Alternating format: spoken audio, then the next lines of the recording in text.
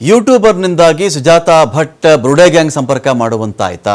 ಬುರುಡೆ ಇದೆ ಇದ್ರ ಬಗ್ಗೆ ತನಿಖೆ ಆಗಬೇಕು ಅಂತೇಳಿ ಯಾವ ವ್ಯಕ್ತಿ ಮಾತಾಡ್ತಾ ಇದ್ರೋ, ಆ ವ್ಯಕ್ತಿ ಹಿಂದೆ ಯಾರೆಲ್ಲ ಇದ್ರೋ ಆ ಗ್ಯಾಂಗ್ನೊಂದಿಗೆ ಸುಜಾತಾ ಭಟ್ ಅವರು ಸಂಪರ್ಕ ಮಾಡಲಿಕ್ಕೆ ಒಬ್ಬ ಯೂಟ್ಯೂಬರ್ ಕಾರಣಕರ್ತನಾಗಿದ್ದ. ವಿಚಾರಣೆ ವೇಳೆಯಲ್ಲಿ ಯೂಟ್ಯೂಬರ್ ಹೆಸರನ್ನು ಬಾಯಿಬಿಟ್ಟಿದ್ದಾರೆ ಸುಜಾತಾ ಭಟ್ ಅವರು.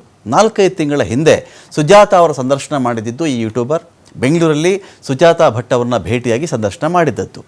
ಬಯಲಾದ ಧರ್ಮಸ್ಥಳದ ಮತ್ತೊಂದು ಕರ್ಮಕಾಂಡ ಹೆಸರಿನ ಸಂದರ್ಶನ ಇದು. ಆ ಬಳಿಕ ಸಾರ್ವಜನಿಕವಾಗಿ ಸುಜಾತಾ ಭಟ್ ಅವರು ಚರ್ಚೆಗೆ ಬಂದಿದ್ದರು. ಯಾರಿದು ಇವ್ರ ಮಗಳಂತೆ, ಕಾಣೆಯಾಗಿಬಿಟ್ರಂತೆ, ಸಿಕ್ಲೇ ಇಲ್ವಂತೆ, ಇದೆಲ್ಲ ವಿಚಾರಗಳು ಬಂತಲ್ಲ.